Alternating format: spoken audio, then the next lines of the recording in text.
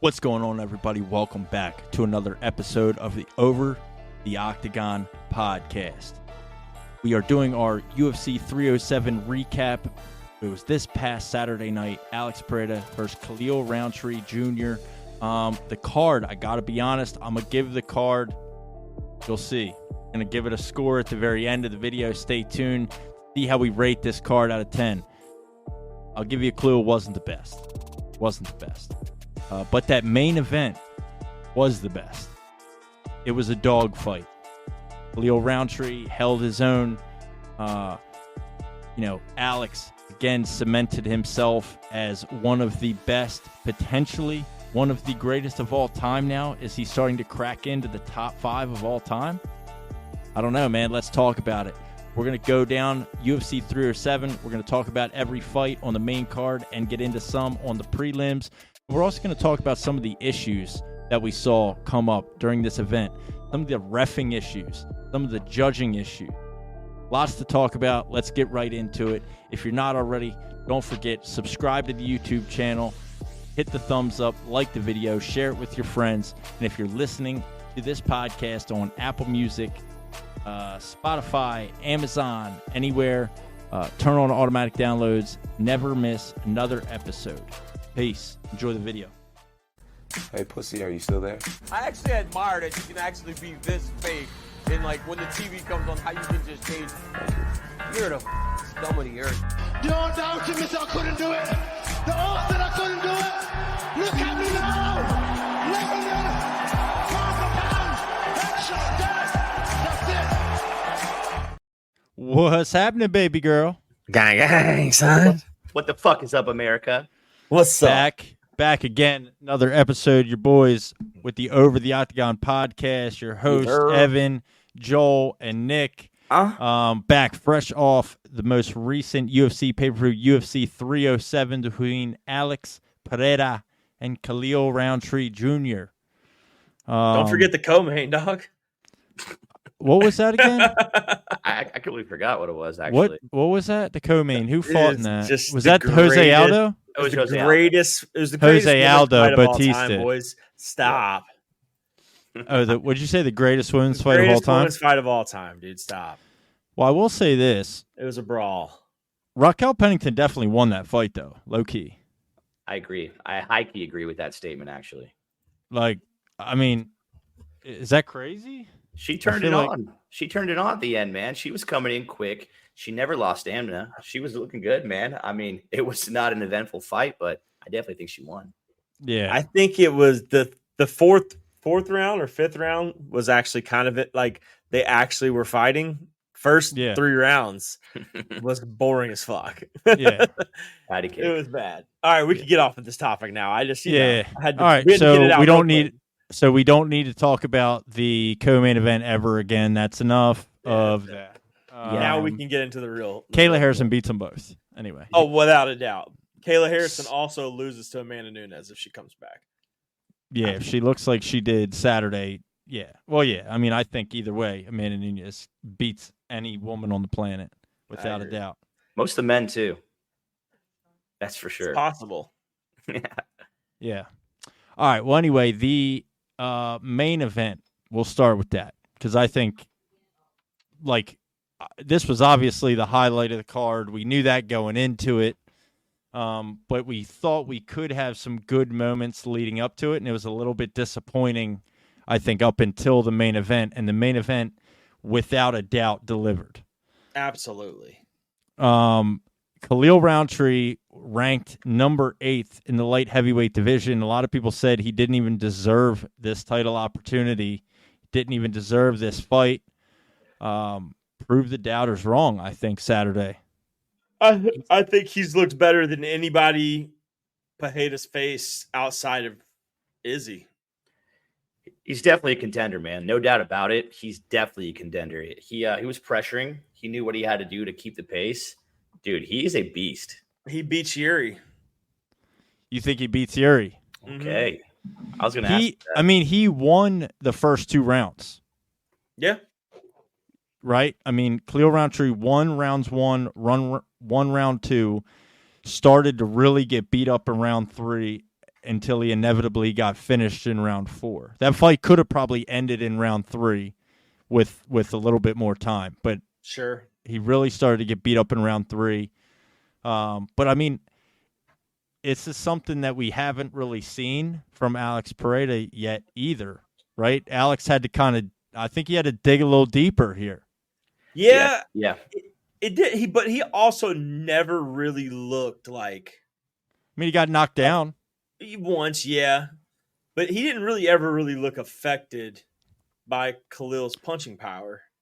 Not the way Khalil was affected by his. Yeah, no, not even close. Even on paper, you man. could tell when he hit, it definitely affected Khalil Rountree. And he was compromised with the leg. His leg was very beat up. Yeah, and Alex, because he was southpaw, it was a little bit different. Alex didn't even throw as many leg kicks as he normally would, I think, in a Khalil fight. was still compromised from it. Yeah. Oh, yeah. Even watching the beginning rounds where, on paper, Alex lost, I still, in Alex's mind, of course, he was losing on paper, but I don't think he was still stalking him the whole entire time, still pressuring, still going forward. It was Rountree was doing that new thing that everybody's doing. They come in swinging heavy with like a run. Yeah, it's like you blitz in. Yeah. Keep that pace. It drains you, though, if you can't. It's the only thing to do. Knock somebody out that drains you. So what's interesting enough in looking at the numbers for this fight, where I think, and the judges scored it for Rountree rounds 1 and 2. Mm-hmm. By the numbers, Alex outstruck him both rounds. Really? Rounds 1 and rounds 2, Alex outstruck him. Yeah. For round 1, not a lot of strikes. I mean, and maybe that's, there wasn't a lot of volume, and I think Rountree's, significant strikes were more damaging than Pereira's in those first 2 rounds, which is probably what won him the round. But in the first round, by the numbers, 15 strikes to Rountree's 10, and in round 2, 18 strikes to Rountree's 11. Damn. Nah, so Khalil never got awarded with a knockdown. Correct. Yeah. It was a slip, right? It was more of a slip. They're calling that a slip. Yeah, I mean, they do that a lot, though, which is really weird. Because, we always say Max Holloway's never been knocked down. But, he admits to being knocked down, but yet, they don't actually credit his opponent with a knockdown. In the Gaethje fight, he got knocked down, admitted on the Joe Rogan podcast that he got knocked down, but they didn't actually credit Gaethje with the knockdown. So he kind of goes like, "That's true." Well, fuck it, I didn't get knocked down. I've never been knocked down. Shit. Okay. But so it's weird. That's like it's a weird stat. Like at what, how do you classify a knockdown then? I mean, based on the way that the ruling is in the UFC, the judging is in the UFC, how bad were the refs at this event? Yeah, I don't. Yeah, they weren't bad in this fight. They were bad in some of the other ones. That's for sure. What I think. And that was also another a worrisome factor, because even Dana White said it. It was it was the worst, worst he's ever seen. Yeah, it was really bad. I think I don't want to bounce all over the. I don't want to bounce all over the card. But yeah, I mean, a lot of questionable things, a lot of effective grappling and what each ref defines as effective grappling. So Mario Batista is allowed to essentially just hold Jose Aldo against the fence and do absolutely no damage.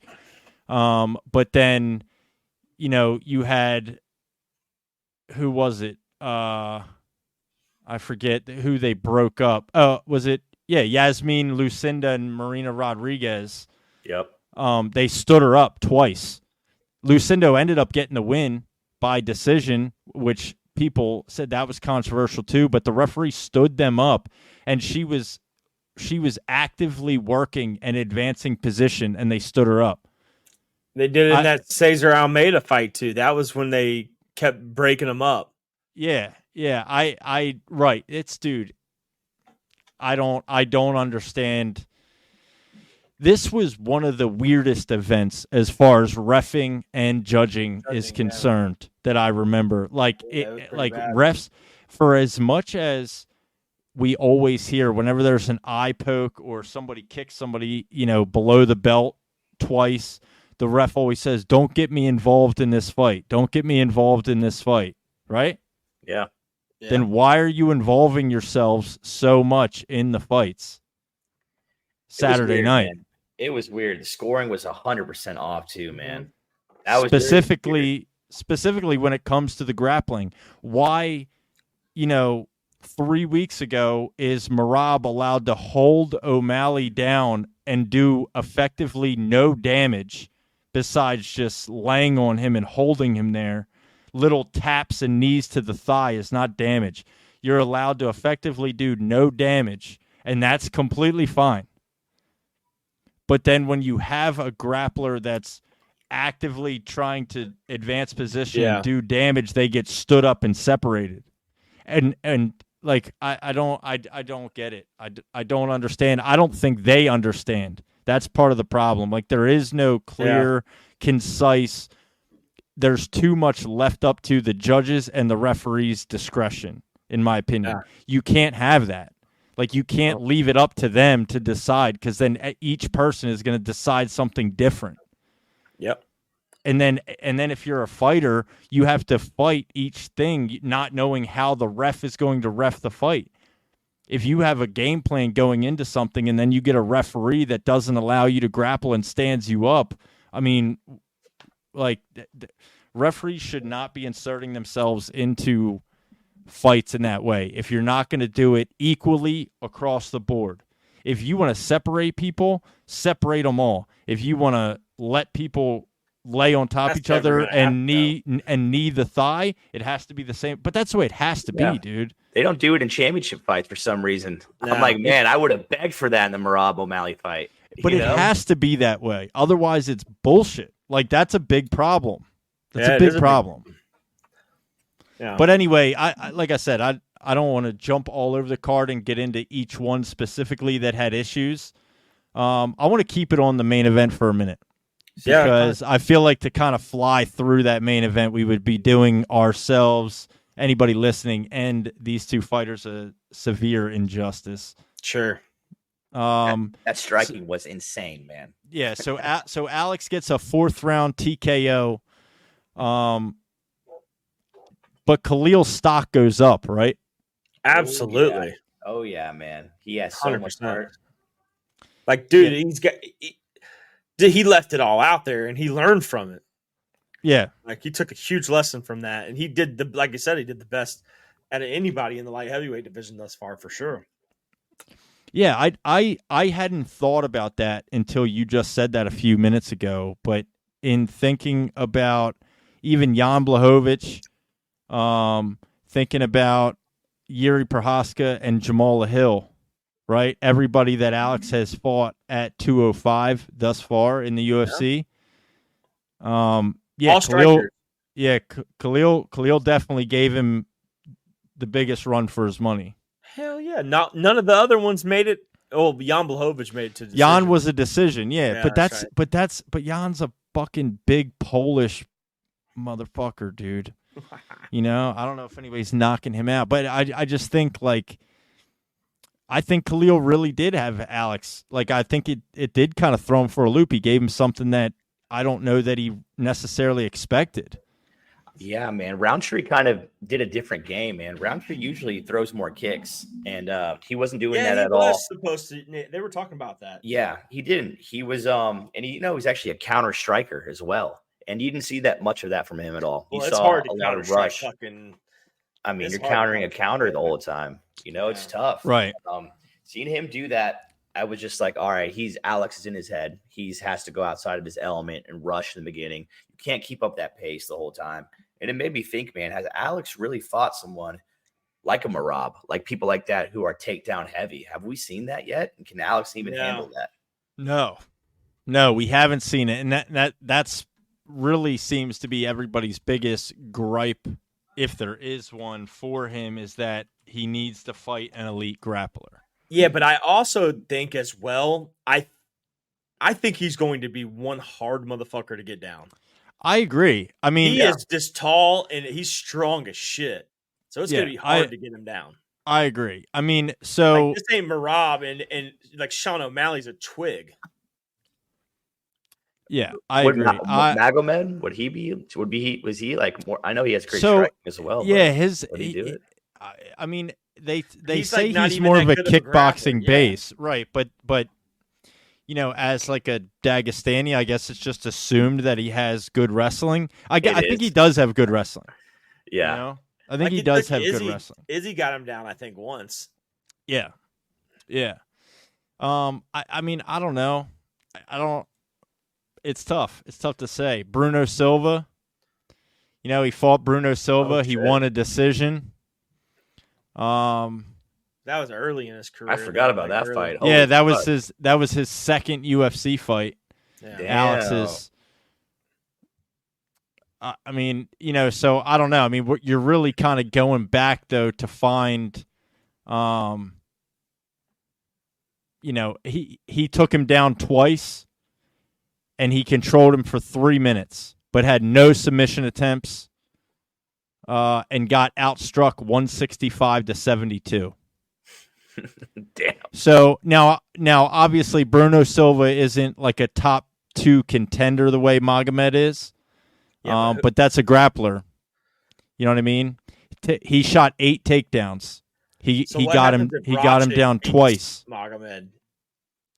Yeah, if Rochik beats Magomed, then I think Alex is. Do you believe Alex when he said he's going to take a little bit of time? Oh, a little bit of time for him is probably 4 months. Well, he kind of has to, though. If you really set up the scenario, if Ankalaev wins, that's another probably 3 months. Okay, that's about 6 months. Ankalaev isn't going to.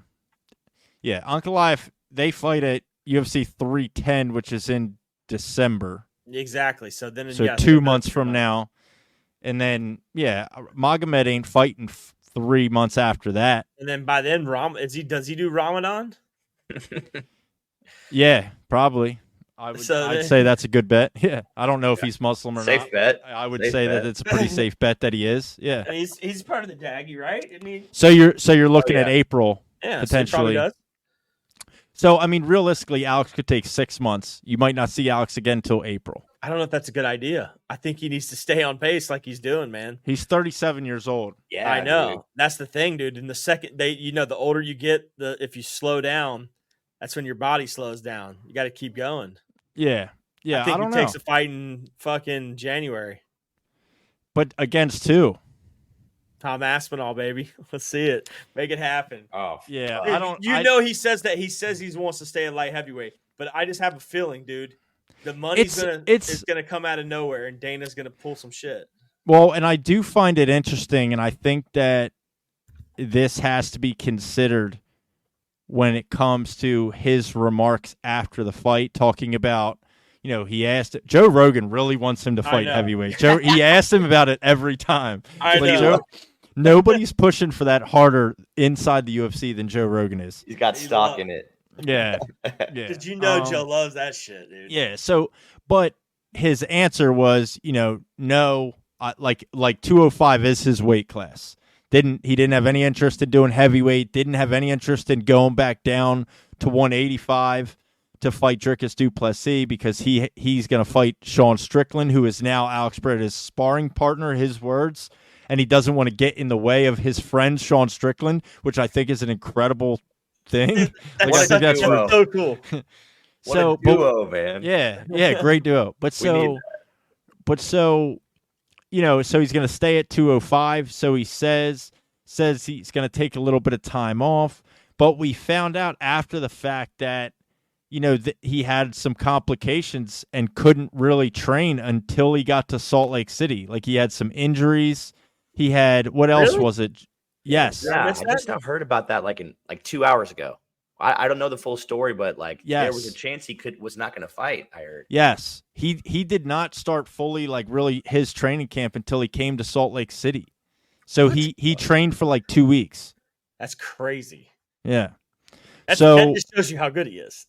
That's insane. Yeah, and then the other, but my point in even bringing that up is rough camp, assuming a really rough camp, and then this fight is harder than any of his most recent fights have been, right? Like, he got touched. He didn't get touched against Yuri. He didn't get touched against Jamal Hill. Like, he got hit. He had swelling on his face. He got touched. He did, man. And, so it might just be in the moment, like, fuck, I'm tired. That was a hard fight. Shitty training camp. I'm taking some time off. I don't want to do heavyweight. You know what I mean? I don't know. Well, like, I wonder if his tune will change in a couple weeks. John Jones retires. In a month. Yeah, if John Jones retires and they say, and Dana says, fuck it, run it up. Vacant belt. Tom, Alex Pereira. Oh, Alex, that would be hard for Alex to say no. Vacant belt. I'd be so, I mean, that's what I'm saying. Belt, like, I nothing to lose, man. Yeah, he would do it. I think if you give him a little bit of time, I don't even think a lot, a month tops, I think he rethinks that, and I think it's fine. If he gets all healed up, I don't know the extent of what the issues were this training camp. I know he was sick. I know there was some foot injury or something, ankle or something like that. Somebody please let me know in the comments or whatever. But I read about this, but I don't have the details in front of me. But so, yeah, I mean, I think you let that stuff kind of heal. I think he said what he said Saturday night because he was fresh off a hard 4-round fight against a tough fucking guy in Khalil Rountree. Rountree had a tough camp too. He had a fucking hole in his nose before he came out there, man. Yeah, so he got cut. He got cut, yeah. Yeah, and that got opened right back up pretty quick. Sure did. Real quick, man. Dude, that body shot from Alex, dude. Oh, yeah. Oh, my God. I felt that. Makes me have to, like, almost poop every time I think of it. Yeah. I will say Alex's danger, like, we already talked about the leg kicks, I know. But Alex's ability to throw a leg kick off his front leg is fucking wild. Yeah, dude. Like, I sat here and tried to do that. You know how fucking hard that is? Yeah, and he keeps it with it's power. It's so hard. Like, it's so hard to throw that front leg kick like that, and it's so fast. Oh, it's like a wow. And dude. I don't know. And Rountree, to his credit, did he has great Muay Thai. You can tell that he spent a ton of time in Thailand and training Muay Thai. He checked a good amount of leg kicks, more than I think most people against Alex have. Sure. Yeah. Do you think Alex's ranking, when I know he ranked a lot of fighters before the fight, do you think he's going to rank Rountree a little bit higher now? I think he gave him a 6. Yeah, I think he always, after fighting somebody, both of these guys, there's never anything bad to say about them. You know what I mean? And Alex, especially after he fights an opponent, aside from Jamal Hill, because he's literally a loser. We hate him. Biggest loser in the world right now. That dude is the maddest fighter on the planet. He's so mad, dude. He's just salty. He's salty, dude. I can't take him serious either, dude. He's like a chihuahua. What was that yawn, dude? Yeah, well, what does that mean? What is that? I thought he was like, who yawns like that? Whoa. I don't know. He did his whole hand. I don't know what that was. Yeah, he was performing a fellatio on somebody is what he was doing. He always looks like he needs a haircut at all times. Dude, he needs a new tattoo artist. That's what he needs. Yeah. He throws a pick in his head when he got no hair for the pick, but he still has one in. Dude, other than that, I'm just saying, like, there's always mutual respect between Alex and his opponents after fights, aside from Jamal Hill. So yeah, to answer your question, I would say that, I think the way he views Khalil Rountree after this is definitely going to be.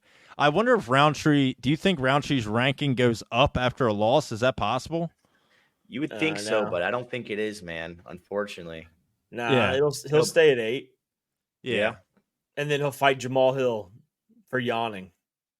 Oh, dude, that would be great. They were supposed to fight. Yeah, they were. Yeah, they were. Yeah, and that got canceled. Run that shit back. Yeah, that'd be a great fight. Let's see. I agree. Then you'll see who's yawning then. I know. I hope it's Jamal Hill when he wakes up. Dude, he looks like he buys like a 4X shirt when he really should be a 2X, but his gut's so big that he has to wear the 4X so it'll cover it up. He throws up off 2 shots for sure. No He doubt. takes a shot of tequila and spits it back up. Start sweating. Girl, I love you. Yeah, all my homies ain't Jamal Hill. Yeah. Alex Pereira, Khalil Rountree. I mean, just solid, dude. That was the fight of the night. Both them guys got fight of the night bonus. Khalil Rountree handles a loss like a fucking stud too. Yeah, Complete class. You know, I mean, that dude's just a solid fucking person. Incredible story. You know, was depressed, 300 pounds, all this shit. Turns his life around, becomes a top 10 UFC fighter. You know, just an incredible life story. Fucks with Screamo. Yeah. He went. Yeah, he went on tour with his buddy's band. I don't know if you knew that. I saw a little bit. But yeah, his buddy was in a hardcore band or something, and he went on tour with his buddy's hardcore band because he didn't have anything else going on in his life. Oh, it's just man. crazy. So sick. Just crazy, yeah. dude. He has an incredible story. You know, perfect. I like, even if he would have won and beat Alex, as much as I love Alex, he might be my favorite fighter in the UFC right now. I would have been so happy for Khalil had he had gotten the W. Dude, yeah. I mean, I think it's cool that Khalil trained in Thailand. I learned that night. That's where he met his wife. Yeah. Jeez. He met his wife in Thailand. Oh, you know she's bad.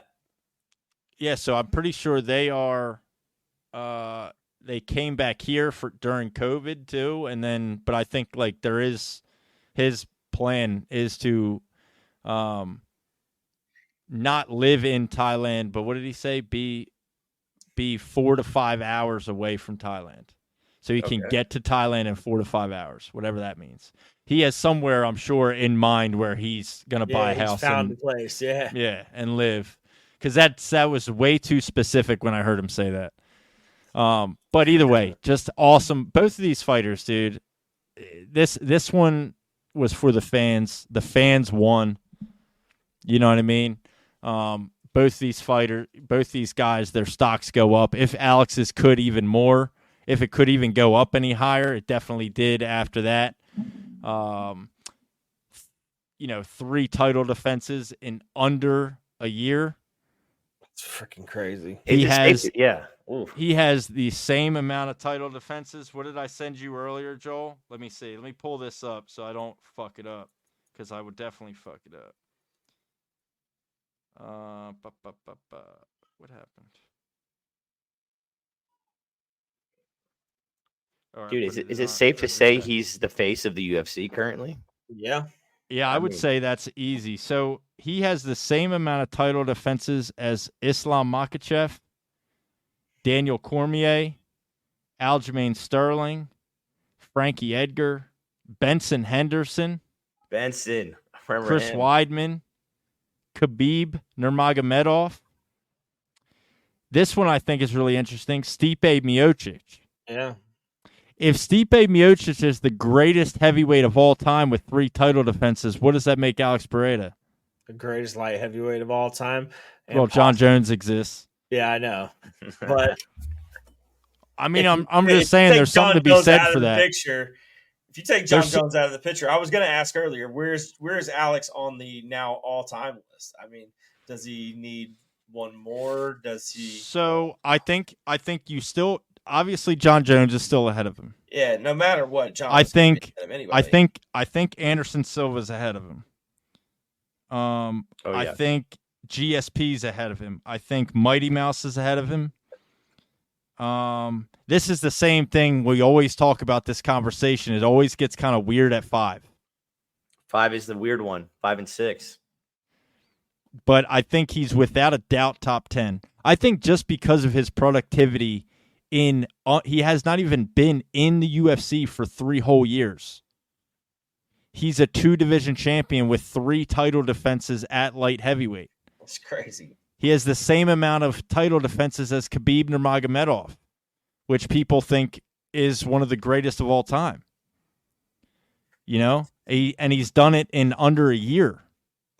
Like that level of activity speaks to his legacy, and I think there is a serious argument to be made that Alex Pereira could take that top 5 spot.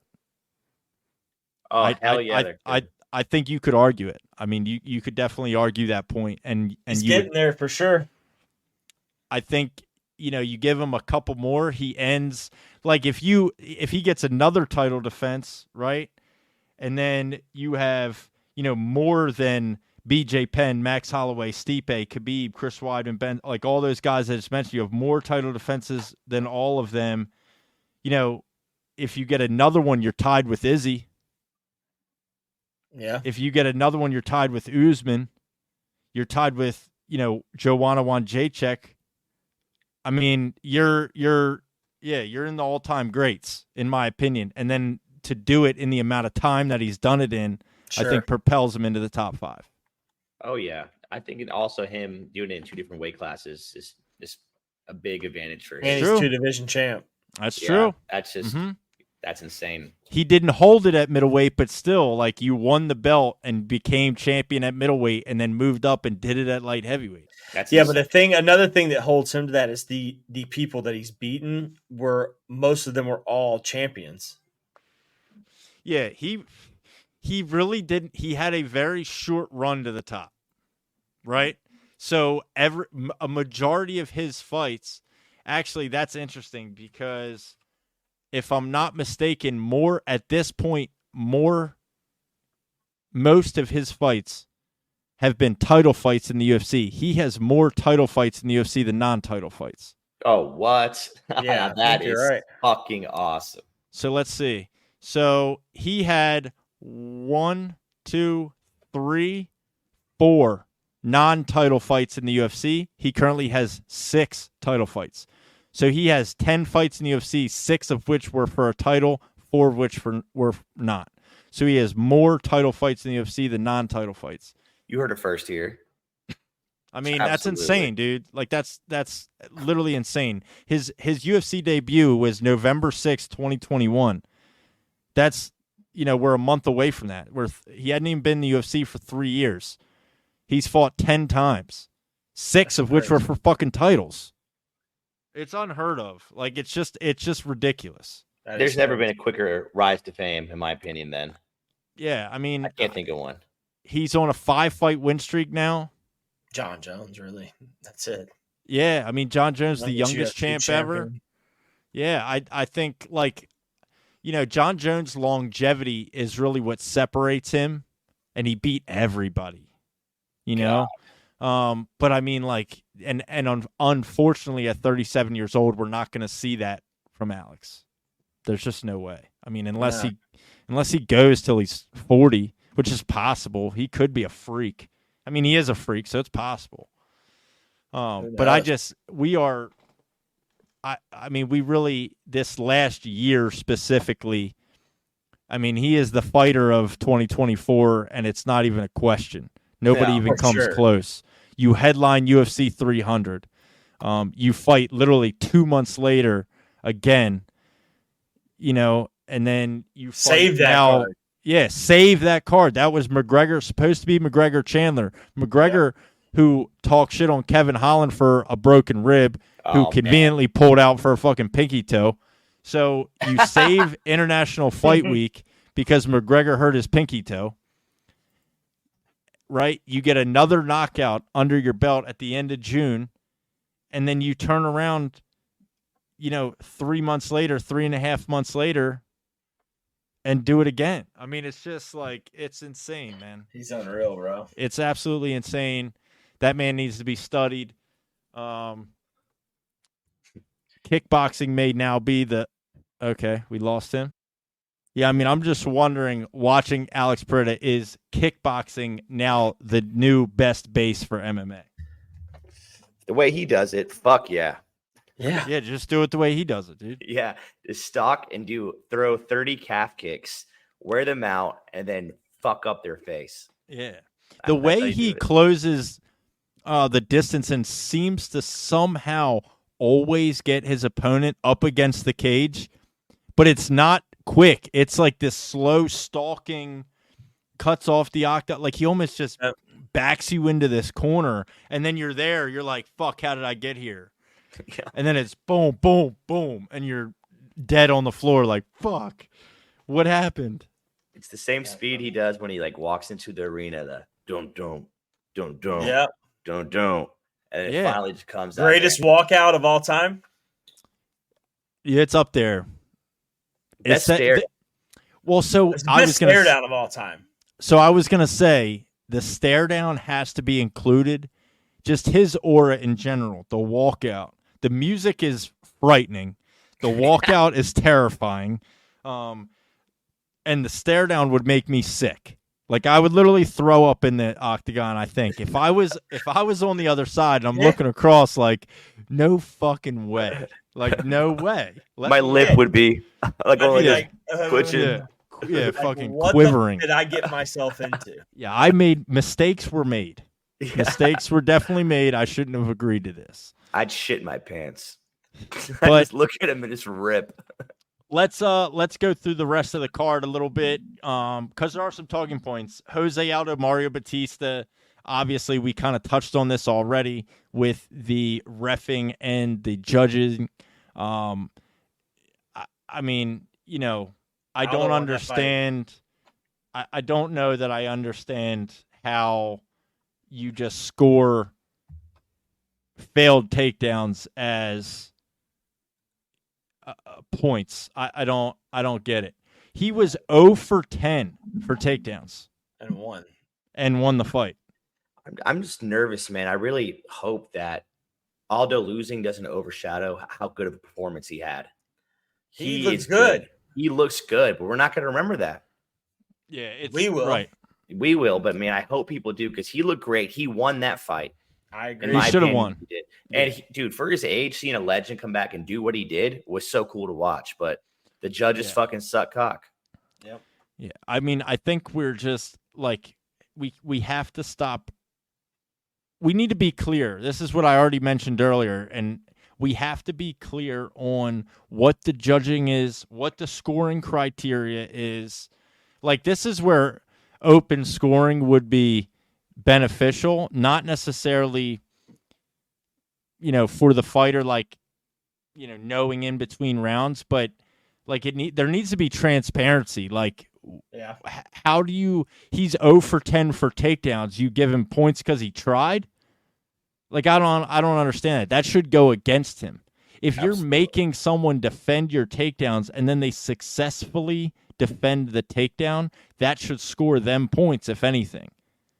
Like, I agree. I don't That's an awesome rule. I don't understand. There needs to And be it something almost more kinda clear like- and concise across the board. It'll make you think to take a stupid takedown too. It's like, because if you know that it's going to be counted against you if you don't succeed to do it, it's going to make you rethink it and then give more action. How many would you allow before points get deducted? I don't think it's before points get deducted. I think it's just like if Mario Batista shoots a takedown and Aldo stuffs it, that's a positive for Aldo. If he's 0 for 10, if he shot 10 takedowns and didn't get him down once, you know what I mean? Those are all positives.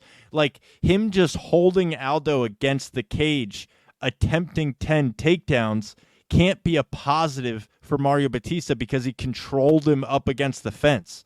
That's bullshit. Yeah. Those are 10 consecutive successful takedown defenses for Jose Aldo, in my opinion. Yeah. You can't score that in a positive light for Mario Batista. That's insane. It makes no sense. I feel like you could gain a point if you stuff 5 in a row. You know, instead of the other guy losing a point, that wouldn't be fair. That's too much. But if you stuff 5 in a row, it's a flex. It's like, dude, I'm better than you. If the number one criteria is damage, and then like we talk about, and I know it's not as high up on the list in judging criteria, like octagon control or who pushes the pace, who pushes the action. Yeah. Mario Batista was stalling. He wasn't pushing anything. He didn't want to fight. The third round especially. Like, he avoided the fight at all costs in the third round.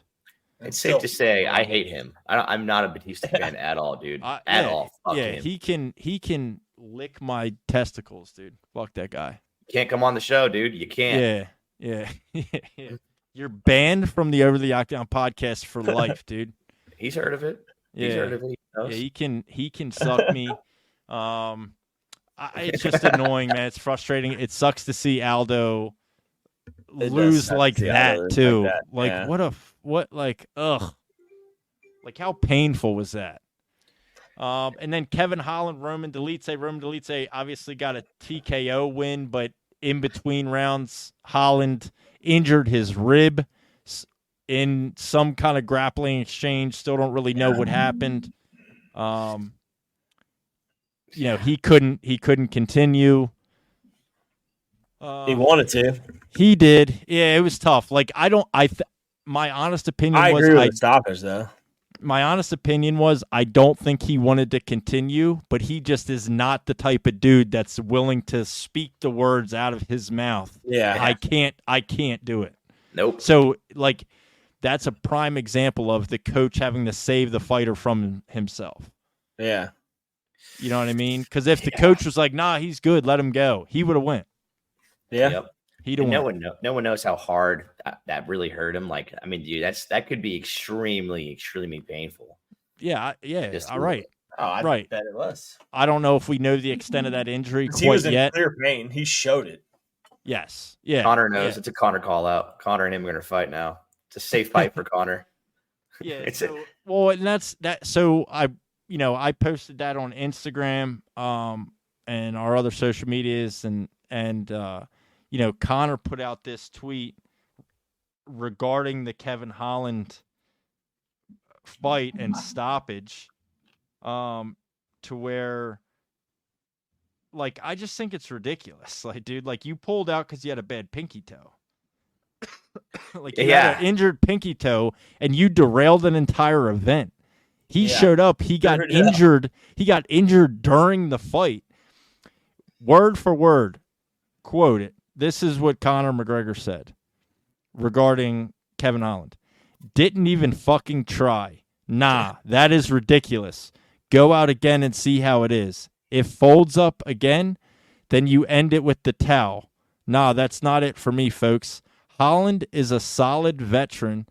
He well should have went out and gave it a shot and see how he was. Wrong move. The same guy that derailed an entire event for an injured pinky toe. I think it's a safe call out, man. Connor wants to go to middleweight. Like, let me go start with Holland. Well, Holland really is too small for 185. Oh, yeah, dude. He's way too small. Holland is definitely better off at 170. That's an interesting fight, actually. It is, man. It'd be good. Yeah. Connor all day. Yeah, but it's safe. I don't know. It's just kind of a pussy move from McGregor to, like, say some shit like that. Yeah, it is. This is the shit. Like, this is the cornball stuff from McGregor in the recent years that has made me, like, fucking hate him. It's sad. Honestly. He's becoming a joke, man. It's sad. Is. Yeah, and legit, he is. I hate that. He needs to get sober, bro. Yeah, he needs to lay off the booger sugar. Yeah. Focus. Put the Irish whiskey down and the forged Irish stouts. God, what a lay combo. off them. Lay off that a little bit. Leave the booger sugar away. Put that down. The nose beers, you don't need any more of them. No. Because that shit is making him fucking delusional. But it sucked. I mean, that was a fight. I love watching Kevin Holland fight, so that was obviously one that I was really looking forward to. So a little disappointing for that. That was, that's one of the knocks on this card. Like, you had back-to-back. Like, how depressing is this? Kevin Holland, injured in the first round, can't continue, fight's over. Jose Aldo, Mario Batista. Jose Aldo gets robbed in some stupid-ass decision with a guy that just holds him up against the cage and avoids to fight. And then you have a co-main event with Raquel Pennington and Juliana Pena. Like, Jesus Christ, dude, I don't know if there's ever been a more rough 3-fight skid on a UFC main card in history. That might be the worst 3 fights in a row on a UFC main card in history. It's possible. Kayla Harris and Kaylin Vieira wasn't that good either. It wasn't what we expected out of. I thought Kayla would be more dominant, but I didn't honestly know that much about Vieira. Caitlin Vieira, she's fucking tough. Yeah, you know what I mean. Man. She's tough. I didn't think that fight was bad because the difference for me with Kayla Harrison compared to all these other people is Kayla Harrison's got some crazy ground and pound, dude. Those elbows, man. Those elbows were dude bows. Yeah, I mean, she. Oh man, they were scary. I mean, she gets you down. She's looking to hurt you. Yeah, that's true. So and I do think her striking looks improved. I want to see her against Juliana Pena. I think it's the clear fight to make. And it needs to happen soon. I swear to God, if the UFC lets Pena sit on the belt for a year, I'm going to lose my mind. Oh, man. It can't have it. Can't happen. She hasn't she hasn't fought since she lost the belt to Nunez. Think about that. That's true. There was a vacant belt because she didn't fight. There was a vacant belt. That's how Raquel Pennington got it when she beat Mayra Buena Silva. That's right. Because Pena was injured or whatever, she couldn't fight. Ugh. What about Wonder Boy and Joaquin Buckley, man? What a sad ending to a great fight. Dude, Wonder Boy was whooping that ass. Yeah, Wonder Boy. Yeah, I mean, dude, it's just the danger. It's the same thing we talked about with Khalil Rountree, the way he enters. Buckley does it a little bit more wild. Oh, yeah. Just bum rushes in, throwing crazy hooks. But, dude, it's like those guys that are built like that, super powerful. Yep. You know what I mean? Like, you can only go backwards so fast. And when they're coming in full force like that. Yeah, and eventually your back's going to hit the cage, which is what happened. Yeah, he dipped off to the left and threw this crazy looping right hook, and he just planted right in the center of Wonder Boy's face and dropped him. I mean, it's tough. It's another one, but I mean, it's a good win for Joaquin Buckley, though. It's a really good win for Buckley. It is. I was hoping, it wasn't going the other way. Wonder Boy was winning, but watching Wonder Boy and Aldo get beat in the same night is just not cool for me, man. No. Yeah. It's bullshit. Do you give what do you guys think about Joaquin Buckley, Gilbert Burns? Oh. Yeah. And if Gilbert loses, it's time to dip, Gilbert just lost to Sean Brady. Yeah, I think Buckley beats him too. Yeah, it's tough because Gilbert seems to be on a little bit of a skid. That would be another big name to add on Buckley's resume, if he's going to continue to climb the rankings. Because where's he at right now? Now he's 11th, but Wonder Boy was 9. So assume that Buckley. I think you do Buckley, Colby Covington. that'd be an entertaining fight. If Colby even fights, I don't even know. I think that's what you do, or you just feed him straight to the shark and go, "Here's Jack Della Maddalena." Well, it's interesting, yeah. It's just a big jump. You want to see how tough you are? There you go. Right, let's find out. Yeah, we're looking at that could potentially be a title eliminator too. Because I guess you got a lot of guys there, though. You got a lot of guys there. You got a lot of guys in that like Shavkat needs to Jack fight Della Bilal, may fight Leon.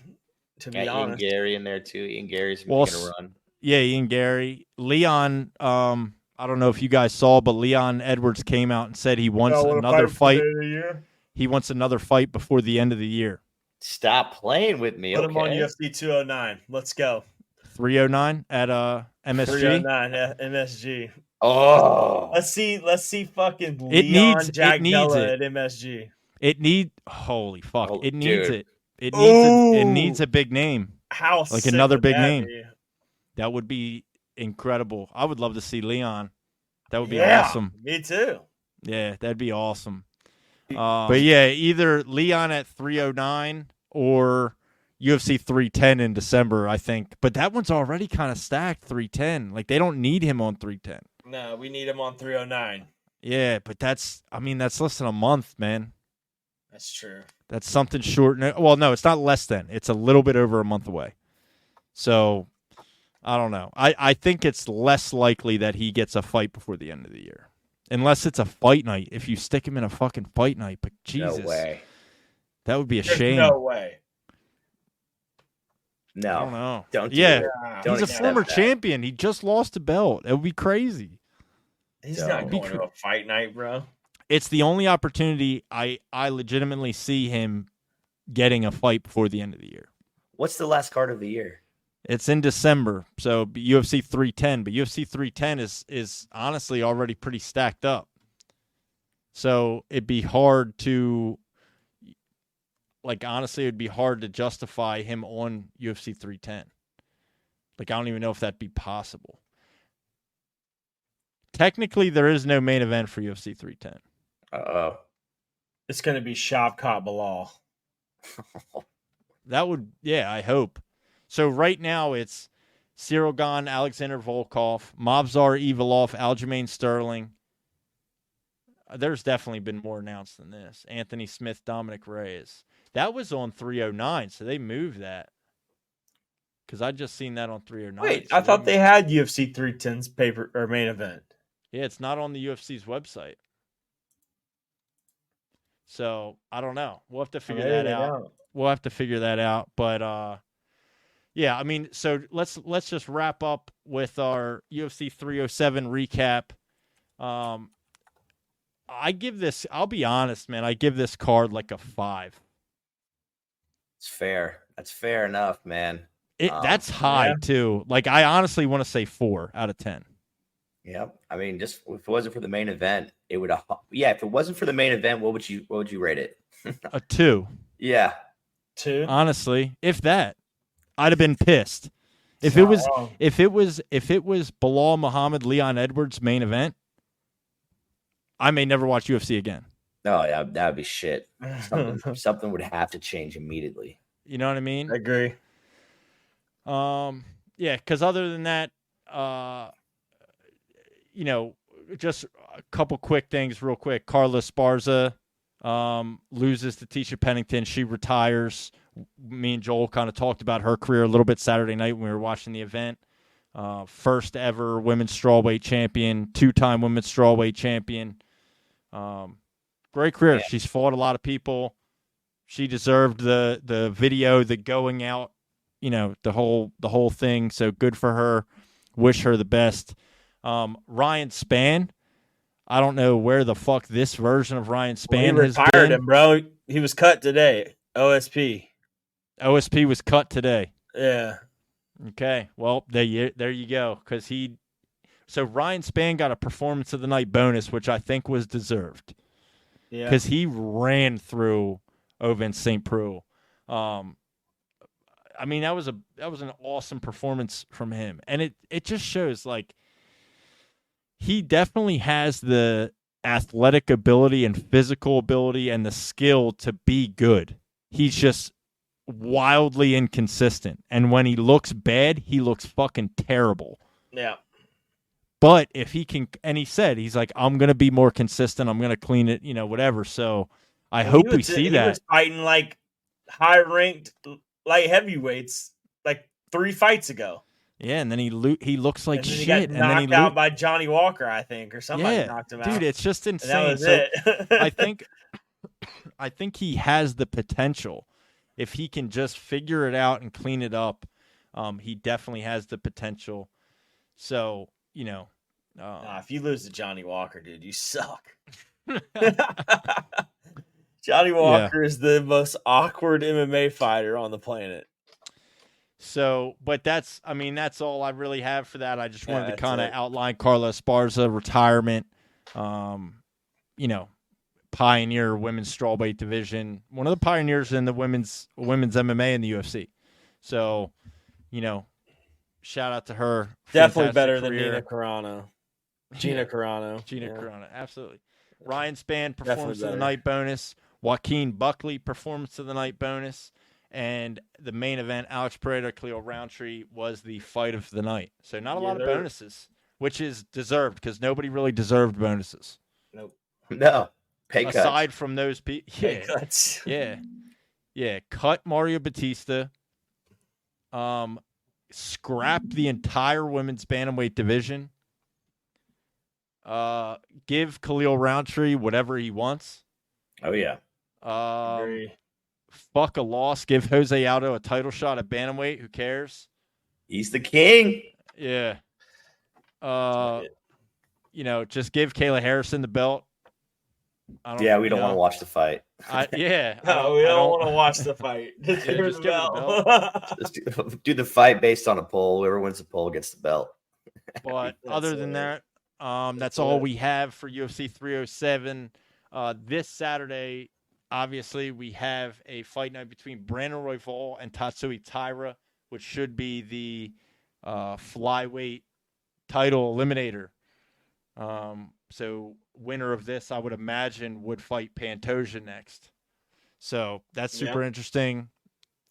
We may have a better fucking episode. Taira. Me too. I got Taira all day, dude. Yeah, Taira, 100%. Yep. But anyway, let's get out of here. End this bitch. And if you're not already, make sure you subscribe to the YouTube channel.